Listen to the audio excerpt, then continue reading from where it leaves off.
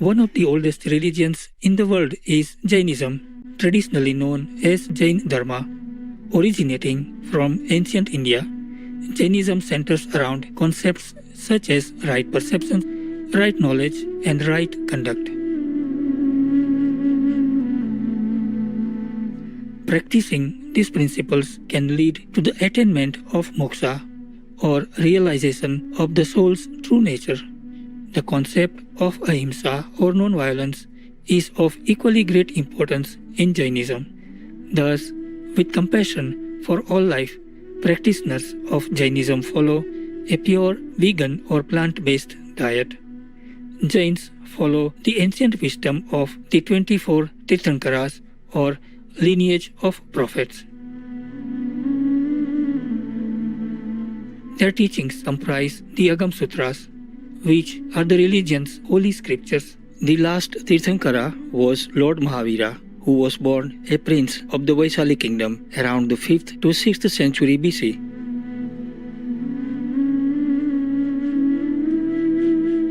He later forsook his royal status to pursue a solitary spiritual life. After attaining Kevalgnana or all-knowing intuitive vision, Mahavira was known to face all obstacles with acceptance and forgiveness. He also shared discourses on spiritual truths which form the present-day tenets of Jainism.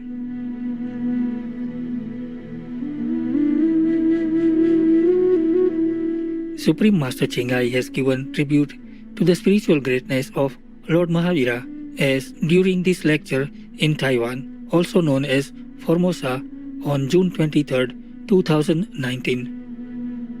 I don't know if anyone in the history of mankind could have done or could be doing or will be doing such an asceticism, such a sacrifice like the Lord Mahavir.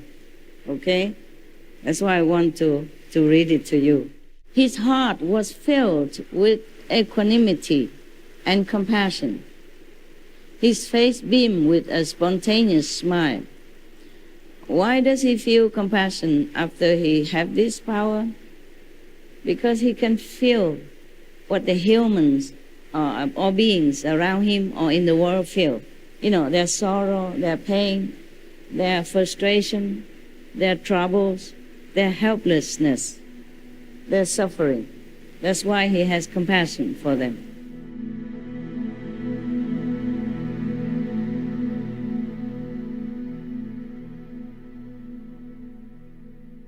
We present to you today excerpts from Book 1, Lecture 11, from Jainism's Sutra Kritanga Sutra.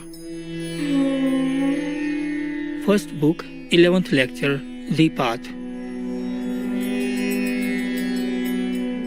What is the path that has been preached by the wise Brahmana, that is Mahavira, having correctly entered upon which path a man crosses the flood of samsara which is difficult to pass? O monk and great sage, tell us this best path which leads to liberation from all misery as you know it. Tell us how we should describe that path. If somebody, a god or a man, should ask us about it, if somebody, a god or a man, ask you about it, tell them the truth about the path. Listen to me. The very difficult path explained by the Kasyapa, following which some men from this earth have formerly passed over the samsara, like traders over the ocean pass over it even now, and will pass over it in future. This path which I have learned, I shall explain in due order. Man, listen to me. Earth lives are individual beings, so are water lives, fire lives, and wind lives, grass, trees, corn, and the remaining, namely the movable beings. Thus are enumerated the 6 classes of living beings. These are all the living beings. There are no more besides.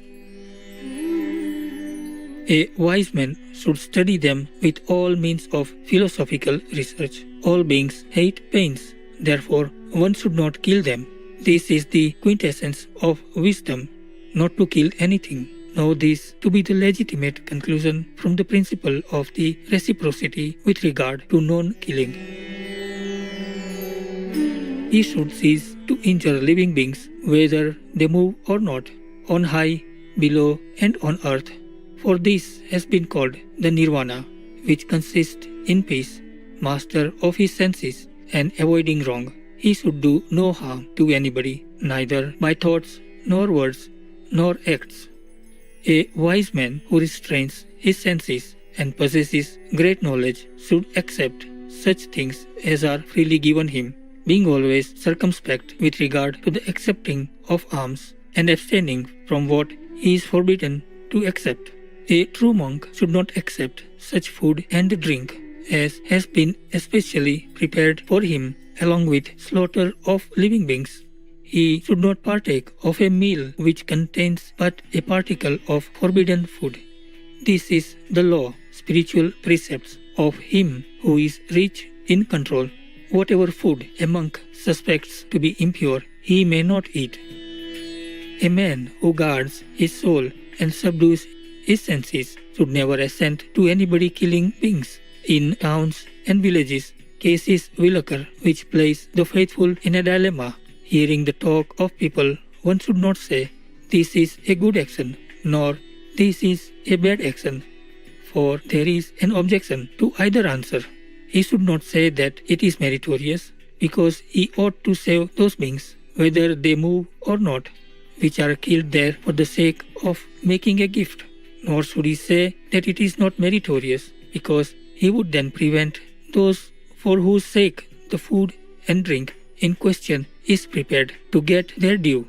Those who praise the gift are accessory to the killing of beings. Those who forbid it deprive others of the means of subsistence. Those, however, who give neither answer, namely that it is meritorious or is not so, do not expose themselves to guilt and will reach beatitude, knowing that beatitude is the best thing as the moon is among the stars. A sage, always restrained and subduing his senses, brings about beatitude. A pious man shows an island to the beings which are carried away by the flood of the samsara and suffer for their deeds. This place of safety has been proclaimed by the Tirthankaras. He who guards his soul, subdues his senses, puts a stop to the current of the samsara, and is free from asravas, is entitled to expound the pure, complete, unparalleled law, spiritual precepts. Those who do not know this law, spiritual precepts, are not awakened, though they fancy themselves awakened, believing themselves awakened.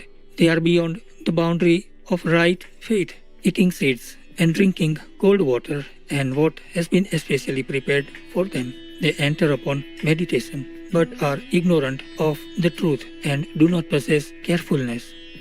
As dadkas, herons, ospreys, cormorants, and pheasants meditate upon capturing fish, which is a sinful and very low meditation, so some heretical, unworthy sramanas contemplate the pursuit of pleasures. They are sinful and very low like herons. Here, some weak-minded persons, abusing the pure path, enter upon a wrong path. They thereby will go to misery and destruction. As a blind-born man getting into a leaky boat wants to reach the shore, but is drowned during the passage, so some unworthy, heretical sramanas, having got into the full current of the samsara, will incur great danger. But knowing this law, spiritual precepts, which has been proclaimed by the Kasyapa, a monk crosses the dreadful current of the samsara and wanders about intent on the benefit of his soul. Indifferent to worldly objects, a man should wander about treating all creatures in the world so as he himself would be treated. A wise man, knowing and renouncing excessive pride and deceit, in short, giving up all causes of worldly existence, brings about his liberation. He acquires good qualities and leaves off bad qualities. A monk who vigorously practices austerities avoids anger and pride. The Buddhas that were and the Buddhas that will be, they as it were have peace as their foundation, even as all things have the earth for their foundation. And if any accidents whatever befall him who has gained that foundation, he will not be overpowered by them as a mountain by the storm. A restrained, very learned, and wise monk should accept such alms as are freely given him, being free from passions and waiting for his end. This is the doctrine of the Kevalin, thus I say.